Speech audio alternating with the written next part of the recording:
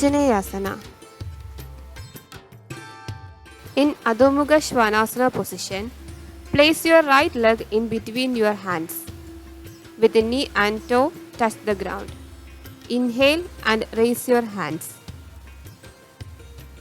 20, 19, 18, 17, 16, 15, 14, 13, 12, 11, 10, 9, 8, 7, 6, 5, 4, 3, 2, 1, 0. Exhale and back to Adho Mukha Svanasana position.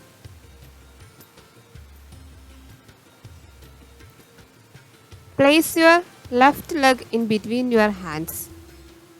With the knee and toe touch the ground. Inhale and raise your hands. 20, 19, 18, 17, 16, 15, 14, 13, 12, 11, 10, 9, 8, 7, 6, 5, 4, 3, 2, 1, 0.